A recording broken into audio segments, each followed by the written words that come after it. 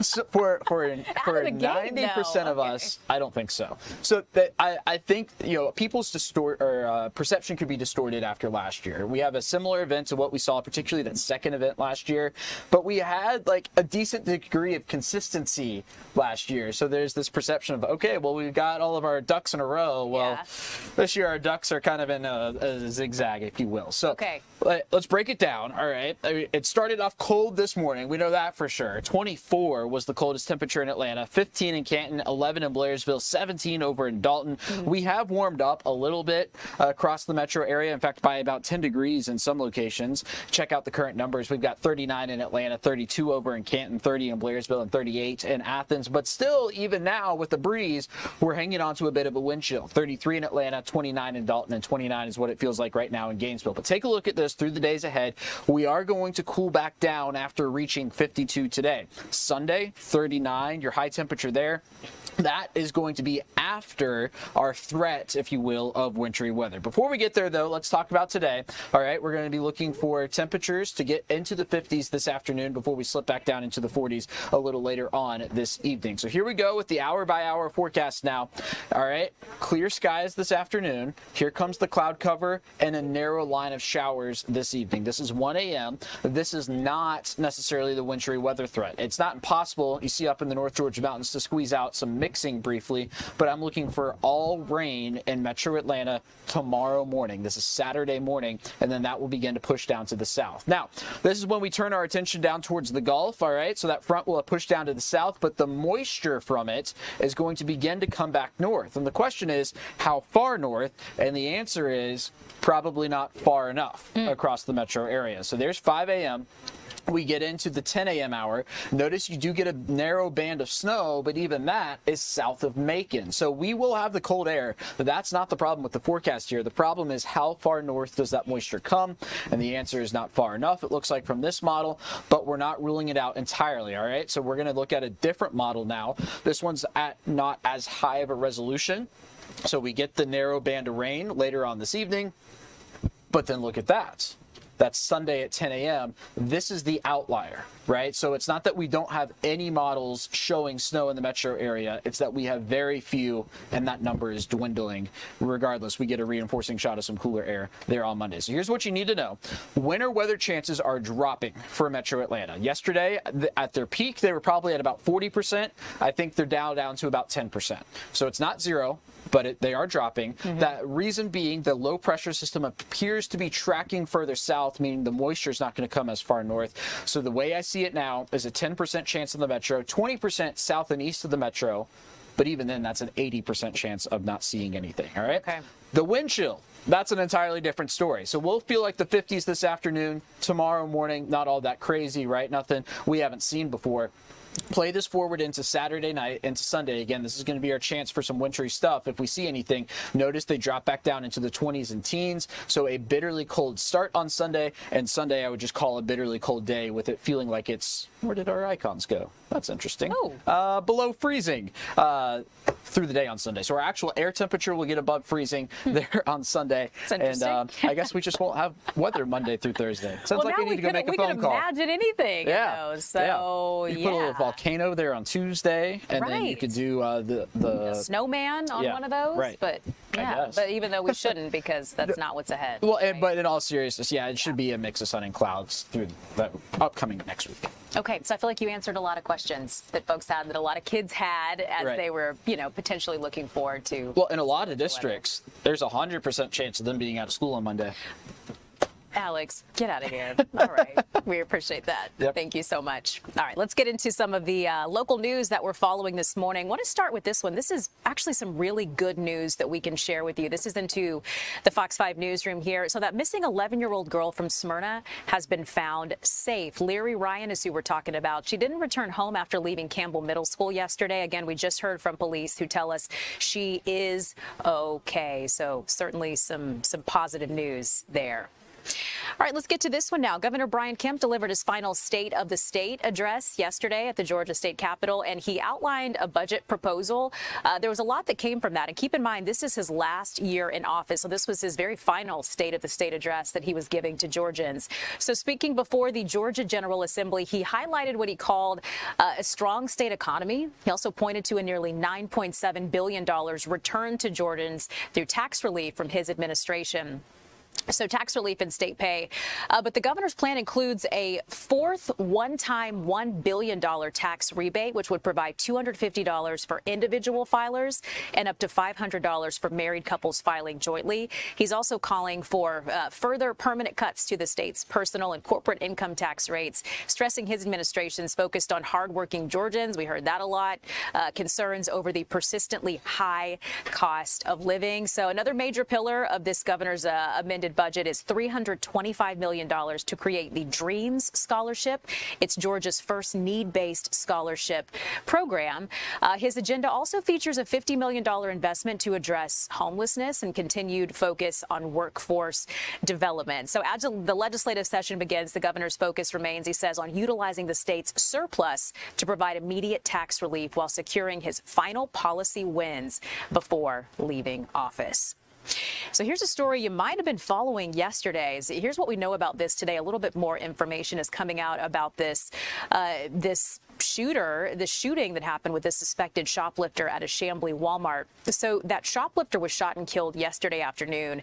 Police say it's because he pulled a gun while he was fleeing officers in Chambly. Police were called out to that Walmart. This was on Chambly Tucker Road just before 4. They say that there was a struggle inside of the store with him. They say the suspect then left the store, ran across the street to the Oliver apartment complex. And Chambly police say that's where they were able to catch up with him. In the parking lot, they say he pulled out a gun, refused to follow commands. Officers then opened fire, killing him at the scene. So we're told that no officers were shot in this, but they did have to be treated for some minor injuries. Investigators also found blood inside a nearby restaurant along the chase route, indicating he might have popped in there for just a moment. But the suspect's name at this point isn't being released, and the GBI is now looking into this. They say the officers that were involved in this are on administrative leave as well. But it was a really wild scene there in Chambly, an area that police say doesn't have a lot of violent crime like this. So quite a scene. Again, that suspect from yesterday's shooting is dead. U.S. Marshals arrested a man accused of murder in connection with a deadly home burglary that happened months ago. Markel Hurd, so you see on your screen there, is 33, was captured in Birmingham, Alabama for murder and criminal attempt to commit burglary for the killing of 36-year-old Anna Scott. So he was in custody at the Jefferson County Sheriff's Office as of yesterday morning. He was awaiting extradition to the DeKalb County Jail. But just a refresher on the case and what happened here, investigators believe that Scott caught Hurd and 2 other suspects at her home. This was on Citation Drive in Decatur, attempting to break in September 20th of last year. And this is the surveillance video of that. Police allege that Scott confronted those suspects, and you can see Scott's Jeep pull up while they were in the process of trying to break into her home. And it was actually a neighbor's doorbell camera that caught all of this go down. She was able to run over there and help Scott after this went down and after she caught it happening. So the statutes of the other 2 suspects allegedly involved in this murder still not known. Deputies previously released photos of the suspects, asked for the public's help in identifying them. So they're still needing help with that. If you know anything about what happened in this shooting death of this homeowner on Citation Drive in Decatur, you are asked to reach out to DeKalb Police. They say you can do so anonymously at tip 411. You can also text DKPD to 847-411. Basically, just reach out to DeKalb Police if you know anything about this situation. Now to another pretty wild story. This happened at a warming center in Atlanta yesterday, a shooting at a recreation center. This was on Merritt Avenue, and it's under investigation. So this was being used to as a warming center. Again, it was a really cold morning, kind of like this morning. So a place offered up for folks to warm up. But here's what the GBI is saying about this. They're saying 37-year-old Antonio Wooten was fired at by Atlanta police who were working off-duty security at a location around there. But he actually wasn't hit by that bullet. He was treated at Grady because they say he broke his arm when he fell to the ground. So that's how he was hurt. He actually wasn't shot. The GBI says that the officer saw an argument that was escalating. He then saw Wooten pull out a gun and start shooting at others who were involved in that dispute. And that's when investigators say that officer stepped in and opened fire. Wooten did hit one of the men with whom he was arguing and also a bystander. So 2 people were shot by Wooten. A man who was staying at the rec center told reporters that he was inside. He heard the shots fired, just kind of gave testimony to what he was experiencing there. Atlanta Police Department will handle the investigation into the initial shots that are being fired here. All right, well, turning to this story, it looks like the city of South Fulton is launching a nationwide search for a police chief. This is following a 5-2 city council vote to enter into a retirement settlement with Keith Meadows. So the veteran law enforcement officer officially retired on December 30th, ending a 7-year tenure with the city. This was a 40-year career that included leadership roles. Looks like College Park and Atlanta Police Department are places that he had worked as well.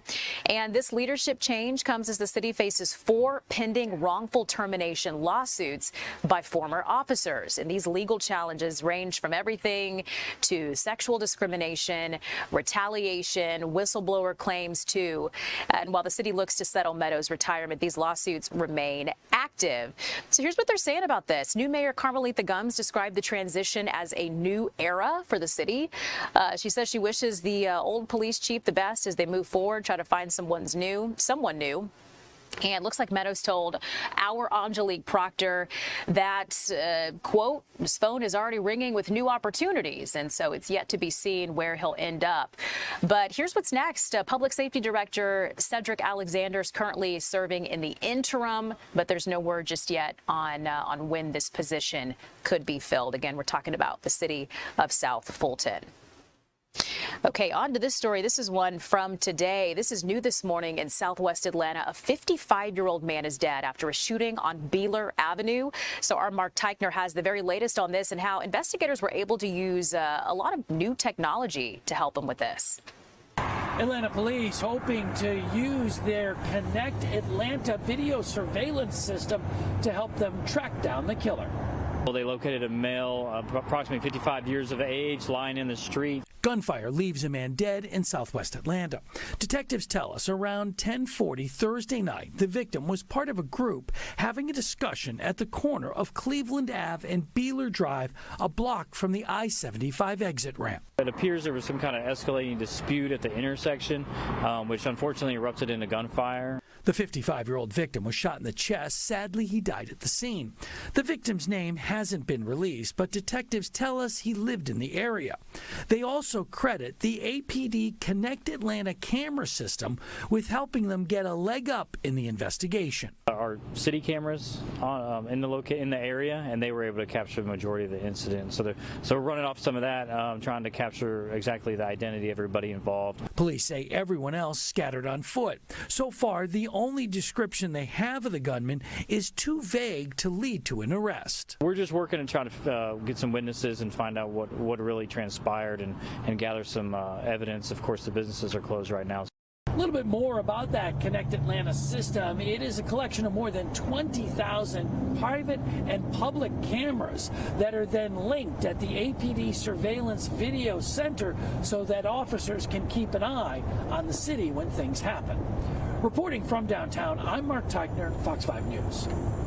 All right, our time is 11:14 now. I want to take you to something that's happening right now. This is in the city of Atlanta and Mayor Andre Dickens. So it's a ribbon cutting on 57 affordable homes there. Looks like about $16.4 million was invested in this. So let's listen in for a moment and just hear what Mayor Dickens is saying. The high-quality apartments. These developments are part of a larger effort by the West Side Future Fund in their Home on the West Side initiative. And this is is, just an example of that. This is investment that connects housing stability with economic opportunity, because we're going to have ground floor retail that's here. So as mayor and as the board chairman for Invest Atlanta, our city's economic engine, I'm proud of how our collaboration with Westside Future Fund continues to turn ideas into lasting opportunities, working with our philanthropic partners, thank you to the Woodruff Foundation and so many others. Housing is one of the hardest and the most pressing challenges that we face, not only in this city, but in cities all across America. I have a goal of 20,000 units of affordable housing being built by 2030. And we've been doing them 57 units at a time. I did 100 a couple of weeks ago. We got another 100 that's going to be about a month. And we got another, I think something like 70 later. So these 57s and 70s and 25s, they add up. People are always like, how is he going to get to 20,000? Well, we're going to keep on keeping on, because at this point, we've already built. All right, if you're just tuning in there, it's Mayor Andre Dickens talking about ribbon cutting on 57 affordable homes in the city of Atlanta. So certainly some good news there. Well, coming up for you, if you haven't been paying on those student loans, well, you need to know that wage garnishment is back, and that's what we're talking about next.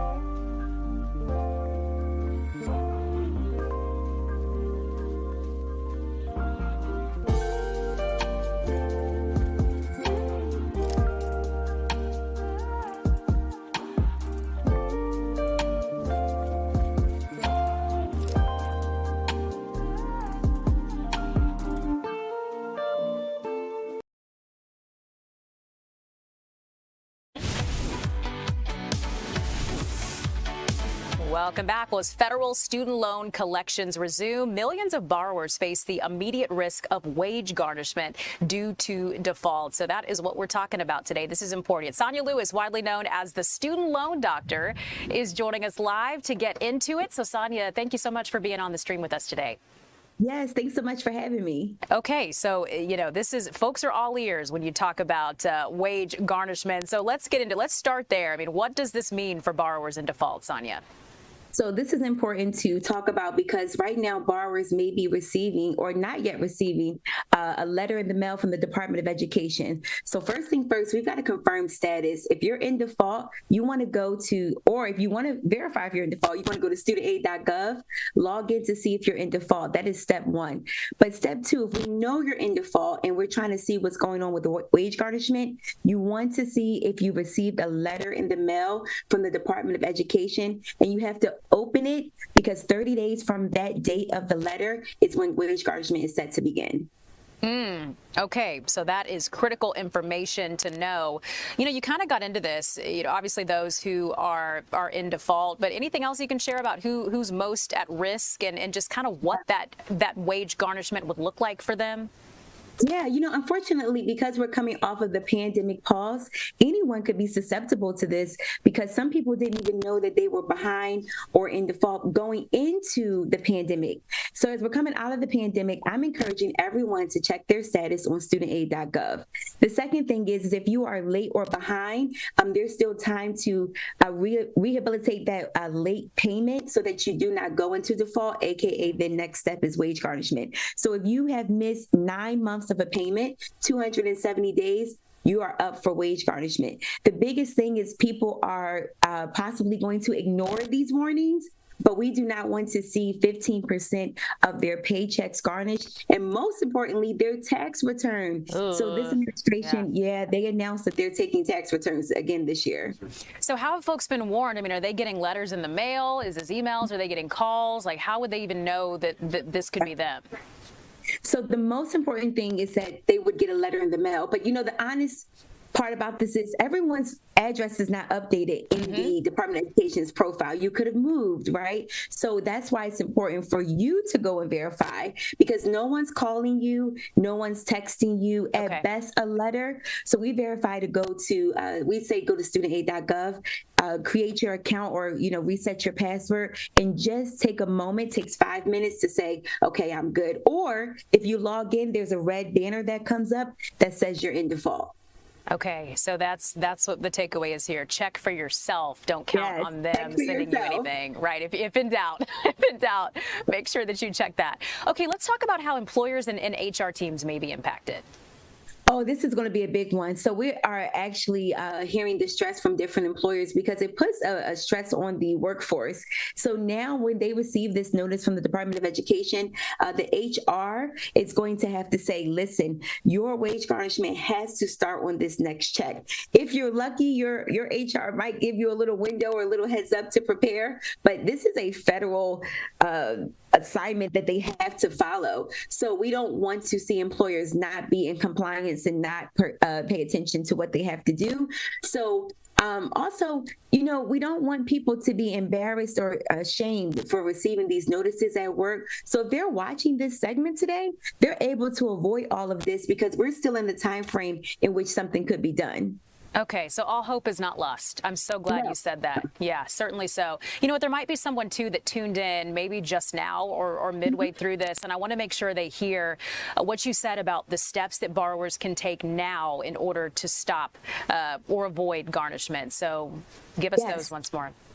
Step one, you're going to go to studentaid.gov. You're going to reset your password or log in. When you're in, you're going to see a banner that says you're in default. Now, if it doesn't say you're in default, always look down to the right. So it tells you who owns your loan and it tells you the status of the loan. Now, if it says that you're late, you want to contact your loan lender so that you can resolve being late, maybe submit a new income-driven repayment application. But if you are in default, the next step is you want to know if there's a notice coming to your door that says that your wage garnishment is set to begin, and that it's going to be 30 days from the date of the letter. So if you received the letter on January 12th, February 12th, wage garnishment could begin. So if your paycheck is on February 15th, the paycheck on February 15th or the 30th could experience a 15% reduction. So you have time to still get on a payment plan through default rehabilitation. You can do consolidation as an option, or you could dispute this altogether, but not taking action is not an option. Absolutely. I love that you are known as the student loan doctor. Obviously, this is your thing. You know your stuff. So how can folks find you if they've got some questions and maybe need a little help? So you can find us on our website, drpleasehelpme.com. Our Instagram, we act as a media clip source where we're giving literally the latest updates in 90 seconds or less on Instagram, the Student Loan Doctor. And every Monday, 8 p.m. EST, we have a free class in which we offer education, literally hand-holding borrowers through what they're seeing on studentaid.gov, explaining repayment plans, explaining forgiveness plans. So they can register for that class through our Instagram or our website, drpleasehelpme.com. All right, there you have it. Sonia Lewis, the student loan doctor, talking about how to avoid wage garnishment. So Sonia, thank you so much for your time and your help today. We appreciate it. Thank you for having me. Of course. Our time now looks like it's 11:24. Let's get into some of the headlines, some more of those that we're following for you today, beginning with this one. The 22-year-old Utah man who is charged with killing conservative activist Charlie Kirk is due back in court today as his attorneys seek to disqualify prosecutors in the case over an alleged conflict of interest. So an 18-year-old child of a deputy county attorney attended a campus event where Kirk was shot. The child, whose name is being redacted in those court filings, later texted their father in the Utah County Attorney's Office to describe the chaotic events around the shooting. The filings from prosecutors and defense lawyers are stating. So they're saying the personal relationship is a conflict of interest that, quote, raises some serious concerns about past and future prosecutorial decision-making in the case. This is all coming from court documents. And they also argue that the rush to seek the death penalty against Robinson, they're pointing to that as evidence of strong emotional reactions by the prosecution, and they believe that merits the disqualification of the entire team. So some really big implications that this could have. Tyler Robinson is who's being charged right now with aggravated murder in Kirk's September 10th shooting at the Utah Valley University campus in Orem, just a few miles away from the Provo courthouse. And prosecutors with the Utah County Attorney's Office do plan to seek the death penalty if Robinson is convicted. Robinson so far has not entered a plea in the case. Meanwhile, President Trump is announcing a new oversight board for Gaza. This is his multi-point peace plan is moving forward. He announced yesterday a board of peace will oversee the relationship between Israel and Gaza. He's made the announcement with the bold declaration. The board is, quote, the greatest and most prestigious board ever assembled at any time, any place. He's named himself as chairman of the board in the peace announcement. He also says the next phase of the 20-point peace plan is already underway. Also mentioned a special envoy, Steve Witkoff's role in all of this. He says this has the backing of the U.S., Egypt, Turkey, and Qatar as well, and involves Palestinian leaders in his transition. The president has called for Hamas to surrender all the weapons they have, along with dismantling of all the tunnels, and the area will proceed toward full demilitarization. This is the word from President Trump. Well, still ahead for you this morning, we are talking about lots of things, including tickets for the FIFA World Cup. You might be interested in getting your hands on some of those. So we'll see you on the other side of the break.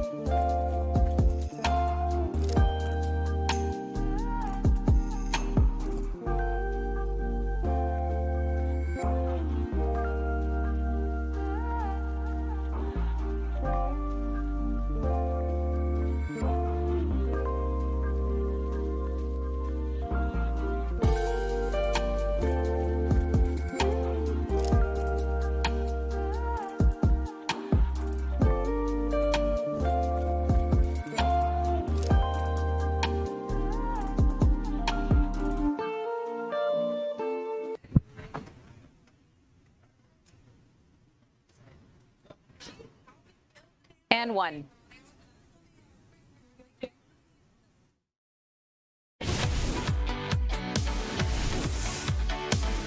Welcome back, everyone. Well, with just 5 months to go until the World Cup kicks off here at Mercedes-Benz Stadium, excitement is building around Atlanta as the city is getting ready for all of this, for all of the excitement, for all the people that'll make their way to Atlanta. So one agency is already gearing up for this. We're talking about TSA out at Hartsfield-Jackson Airport, the world's busiest, of course. Atlanta set to host 8 of these World Cup matches beginning June 15th. Tens of thousands of visitors expected for each of these matches. And TSA leaders are saying they are already looking at how to handle the surge in international travel and how that will impact security checkpoints. So they note the World Cup will overlap with peak summer travel, potentially pushing passenger traffic to record levels. So there's that. But interest in the tournament is already historic. In fact, FIFA says more than 500 million ticket requests were submitted during the latest ticketing phase. 500 million across North America. That's incredible. It really is. While exact visitor numbers aren't known just yet, Atlanta officials say they are planning for what they know will be massive crowds as the countdown continues. So it is certainly going to be an exciting summer here in Atlanta. Well, the Atlanta Falcons are opening up the head coaching job. It's being ranked as the 4th most desirable in the NFL, number 4, huh? That's according to new analytical models. So this is from betting agent Chris Vasily, created a covers coaching desirability index, and it scores openings based on all kinds of factors like roster strength, salary cap, space, draft capital, and front office stability as well. So looking at the numbers here, the Falcons scored, looks like 58 out of 100, putting them 4th among the league's 9 current vacancies. Okay, so 4 out of 9. Atlanta projected to have about $37.7 million in cap space, but limited draft capital after trading away its 2026 first-round pick. So analysts are saying uncertainty at quarterback, and also questions about the front office are lowering our appeal just a bit, despite a roster that includes what they call real talent, which we know.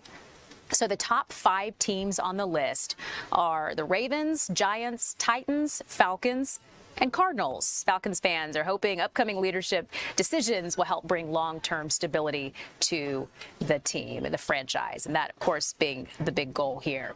All right, so this is a pretty wild one out of KSU. Kennesaw State has suspended its leading scorer as federal prosecutors are charging 2 current and former Owls players in a major college basketball game-fixing investigation that's tied to illegal sports betting. So again, this is pretty shocking when you hear the details of it. University confirmed that looks like Simeon Cottle is the team's top scorer this season, has been suspended indefinitely. Former Owl Demond Robinson is also named in this federal indictment as well. So prosecutors are alleging that the 2 of them were recruited into a points shaving scheme during the 2023-2024 season, agreeing to underperform in exchange for bribes, all connected to sports betting. So the charges include bribery in sports contests and also conspiracy to commit wire fraud. So some really serious charges that they're up against.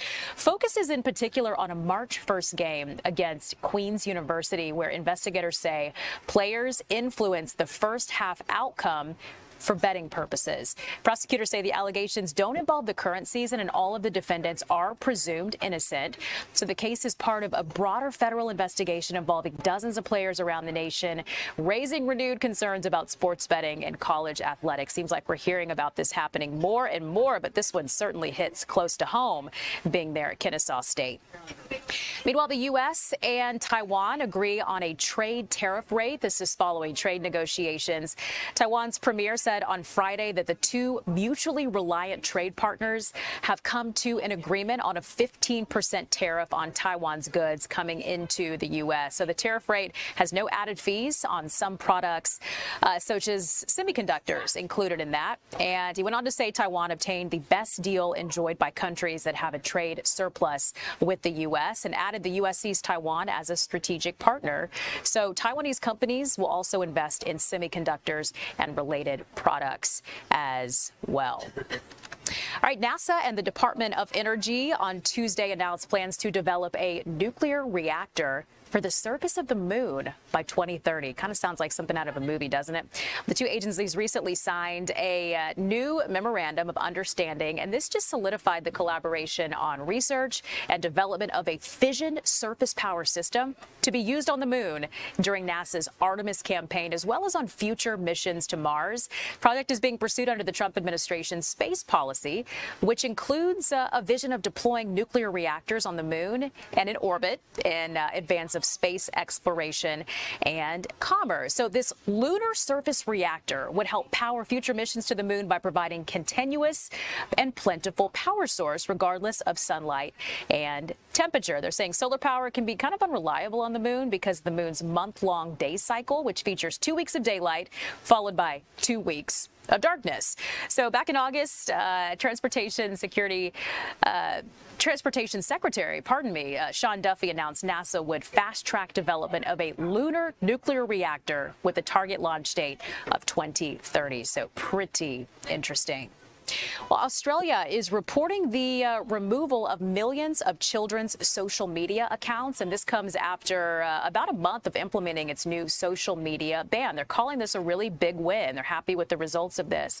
The country became the world's first to implement that social media ban for children under 16 last month, and this is forcing companies to ban any underage users from its platforms. So Australia is saying about 4.7 million accounts have been removed in just the first month. Country's prime minister also says the law is setting a precedent, he believes, throughout the world. It states any social media company that doesn't take steps to implement this ban could face fines of up to $49.5 million. So he and Australia certainly mean business when they say they want these accounts gone.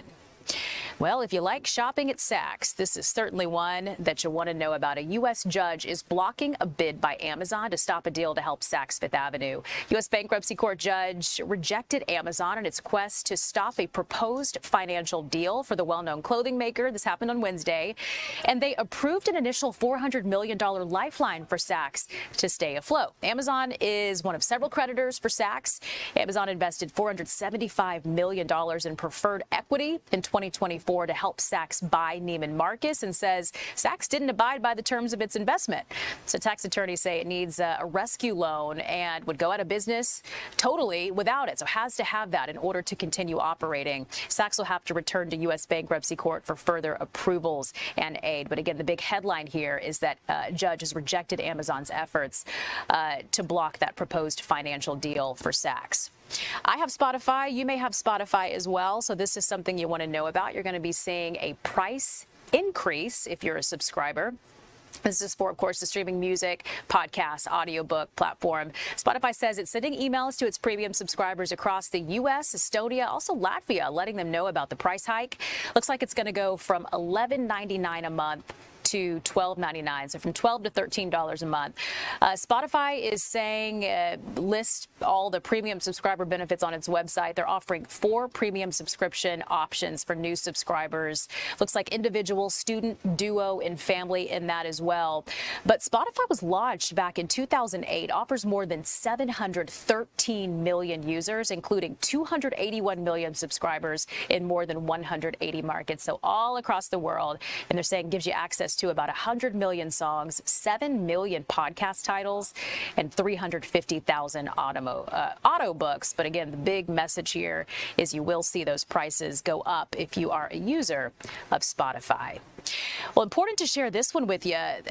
Looks like a big recall on 80,000 Chevy vehicles. They're being recalled because of a defect involving their pedestrian alert sound system. This is according to federal regulators.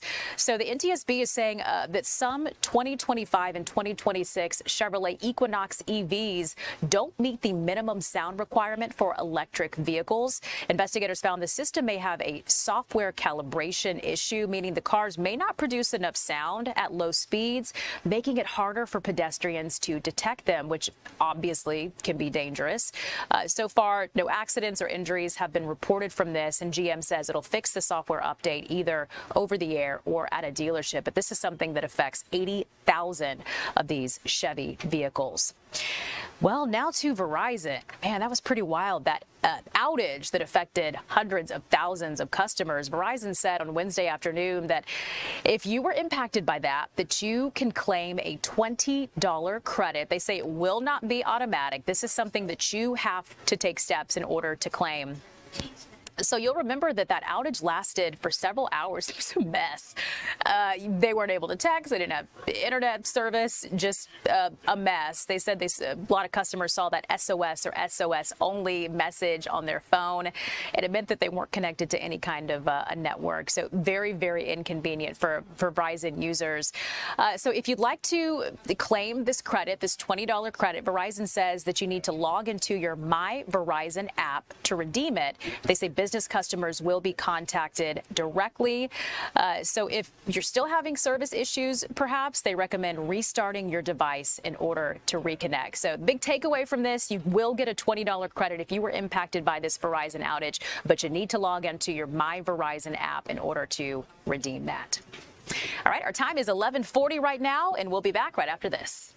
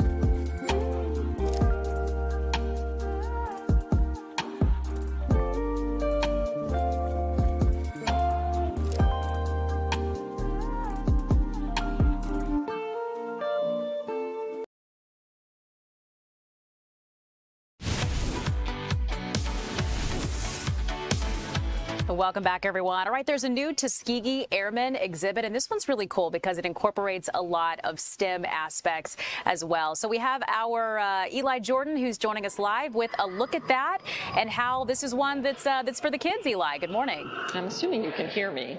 Hey, good morning, Elise. Yes, I'm here at the Children's Museum of Atlanta, where they are celebrating and exhibiting this really cool Tuskegee Airmen exhibit. And, you know, Tuskegee Airmen were pretty cool. They're really good. They flew 179 missions, and they only lost bombers on 7 out of 179 missions. So at first, there was resistance to them, and then all of a sudden the bombers were like, we want those red tails that are flying around. Who are they? And they're like, there's the Tuskegee Airmen. But to talk more about the exhibits going on here, I'm with Karen Kelly. She is with the museum. Hey, Karen, how you doing? I'm great. How are you doing, Eli? I'm doing all right, not too bad. So tell me, how excited are you guys about getting this exhibit here? We are really excited about this exhibit. We scheduled to have this exhibit 2 years ago, and we love it because not only does it have wonderful, great aspirational exhibits for the kids, but it's also an Atlanta story.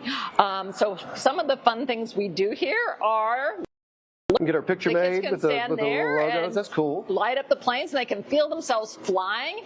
And over here, one of the really fun things they're going to enjoy doing is the flight simulator. So right over here we have our flight simulator. You can fly the plane. You can try and make it level.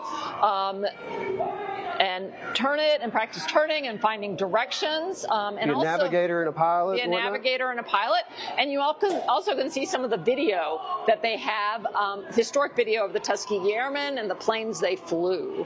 So this opens up tomorrow officially, correct? It opens up officially tomorrow for all of Atlanta with children. And this is here until May 10th, I believe, right? Yes, it is here till May 10th. Lots of opportunities to try it and come back. There's enough to do here. You can spend several hours and come back and try it, something different in here. And so this came from Atlanta was the first to have this exhibit. I mean, it originated in Pittsburgh, right? Right. The Pittsburgh Children's Museum designed and built the exhibit in partnership with the Smithsonian. And we are the first museum to have it on its travels around the country. And I guess the hours for the museum are 9:30 to 10:30 on the weekends?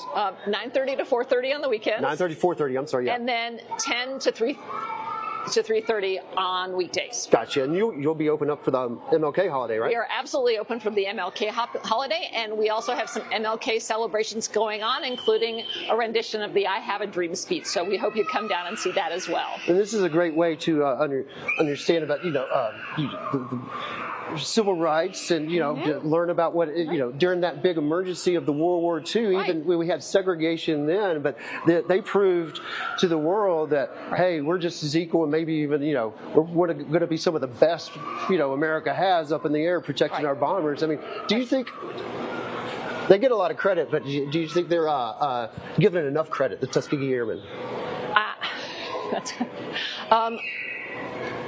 Possibly not. I know World War II is something that feels a long time ago for a lot of people.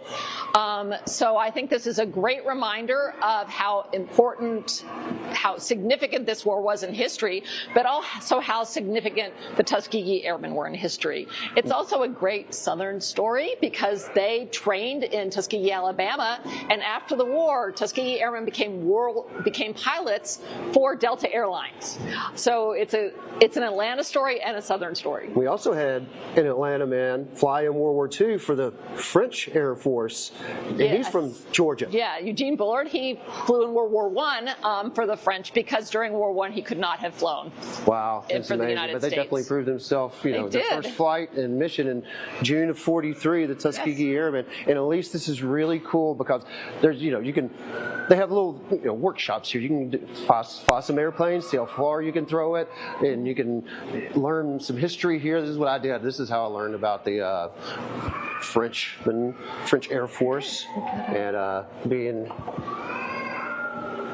Georgia native, and you can dial through here and check some things out and learn some history. Wow. And then you can get your photos made over here with that in the backdrop, and then you can learn some little bit of physics, like balancing a plane. That's very important to know. And when you're taking off, you got to understand what your weight limits are, and then all sorts of different things you can do. Make a rocket and launch it.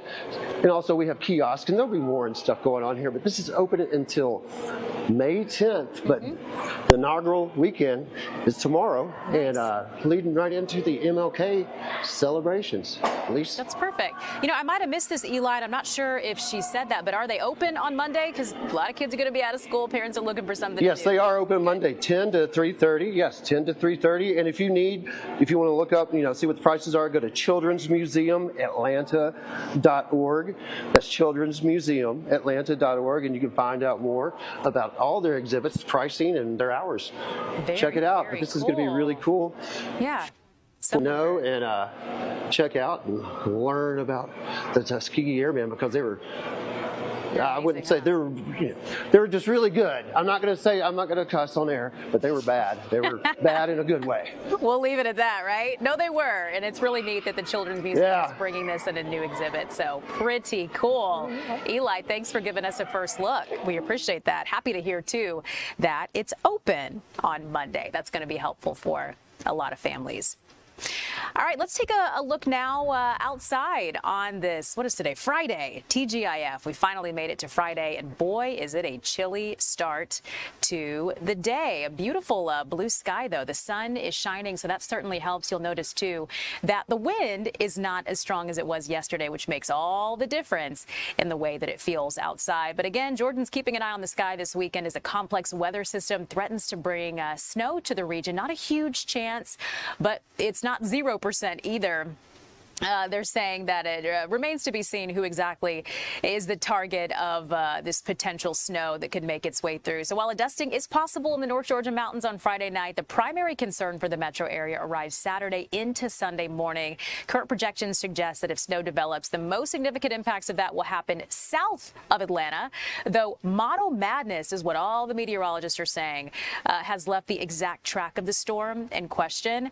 So cold front is expected to sweep through Friday night, bringing about a 1/4 inch of rain, while Saturday could offer a brief break with partly cloudy skies, highs near 52. The second system developing in the Gulf will move in late Saturday night. So our meteorologists are saying a second system bringing about 10 to 20% chance of 1/4 inch of snow to the I-20, I-85 corridors, including Atlanta. Those chances, though, jumped to 35 to 50% for central Georgia, specifically along the line from Columbus to Macon. So again, they are preaching patience as they try to navigate this conflicting data. Again, the maps are all over the place on what exactly will be happening this weekend. But it seems like my takeaway from what we were hearing from meteorologist Alex Forbes earlier in the show, don't keep your fingers crossed for much snow in your area. Not expected to see much of that. But again, the chances aren't 0. So at least there's that. But something else that we want to share with you, 2025 was officially one of the hottest years on record, which is pretty interesting. I'm trying to think back to weather that we experienced last year, but 2025 was apparently Earth's 3rd warmest year since they started keeping records on this in 1850, and that extends an unprecedented global heat streak into its 3rd year. So looks like the World Meteorological Organization and the National Oceanic Atmospheric Administration, they confirmed this on Wednesday, so gave it the stamp of approval. According to them, global data temperatures in 2025 were looks like 2.4 degrees Fahrenheit above pre-industrial levels. So we're talking about from 1850 to 1900 levels. And they're saying the data sets ranked 2025 as the 2nd warmest year in the 176-year record. The other 6 ranked it as the 3rd warmest. So there you have it. It falls at number 3 on the Earth's warmest year since record keeping began in 1850. Okay, here's one you don't hear about every day. An injured mammoth donkey had to be rescued. Very, very interesting. We got some pictures that were sent in here by Cherokee County Fire and Emergency Services. They pulled off a massive animal rescue this week. So the technical rescue team recently responded to Gilbert County to help with what they call a large animal rescue involving an injured mammoth donkey. So here's what happened. They say they worked alongside farm owners and vets, carefully lifting and rigging Nutmeg. That's who's in the picture, Nutmeg, to get her safely to the University of Tennessee for treatment. Specially trained for large animal rescues, they ensured the safety of both the donkey and the responders. So this was really good news for Nutmeg. So they're saying that Blair Haven Farm is saying Nutmeg's recovery has begun, and they're also encouraging supporters to follow her journey and to help if they can. So this is new to me for many reasons. I was not familiar with a mammoth donkey, but glad to hear that Nutmeg was rescued and is well on the way to recovery. That's certainly some good news. Okay, if you're having a little bit of trouble sticking to dry January, you're not alone. In fact, today starts the long weekend to the toughest day to stay dry. It's according to virtual care platform Or Health. So they did a survey on this, and they found the average attempt actually lasts 15 days, with 49% of people who did not complete dry January having their first drink on a Friday, followed by 24% on a Saturday. So this is when most people are bowing out of this, they're saying.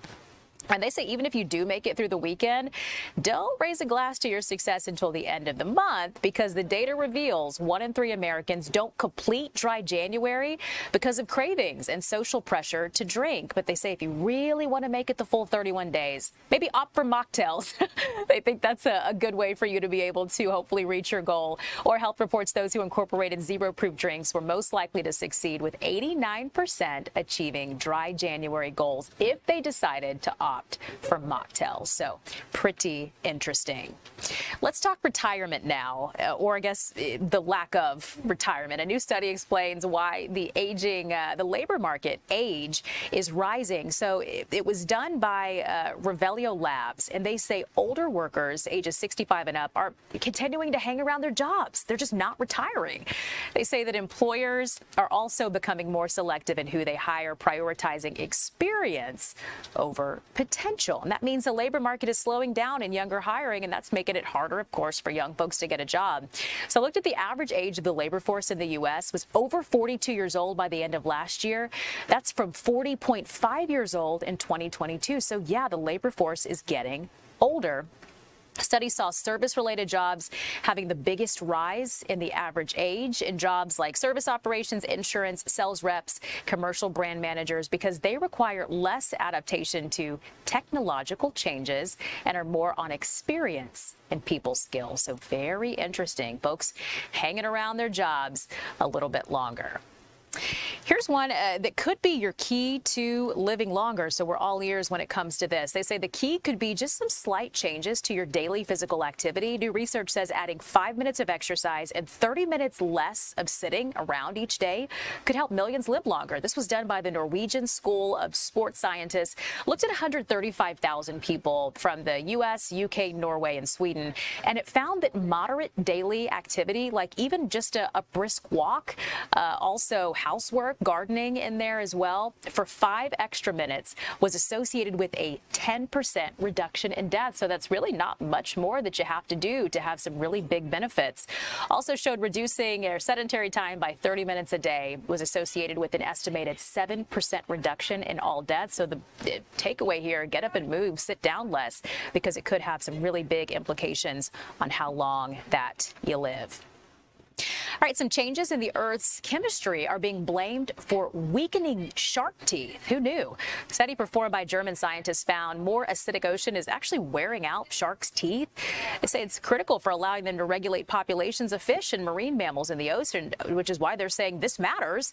Looked at 600 discarded teeth from an aquarium that housed black-tip reef sharks and then exposed those teeth to water with acidity of today. And scientists have linked human activities like burning of coal, oil, and gas to the ongoing issue that they're saying here. So very interesting, the acidity in the ocean impacting shark teeth. The more you know. All right, it's 11:56, so we're just a few minutes out for the noon show, but we hope you stick around for that. We've got more news and weather headed your way. Happy Friday. Last election, presidential election, where our president-elect Edmundo Gonzalez won, nearly 40% of Venezuelans that have a right to vote couldn't do it because the regime wouldn't allow them. That's one of the main things we need to correct. Every single Venezuelan living in Venezuela or abroad should have the right to vote as soon as possible. Thank you. Gaby Peroso from BPI, please. Hola, Gladys. Ahí tienes el micrófono. Sorry. Gracias. Quería que nos dijeras lo que se pueda revelar de la reunión con el presidente Donald Trump, por ejemplo, la importancia del reconocimiento al presidente electo Edmundo González, un cronograma electoral, eso se habló, hay posibilidades ciertas de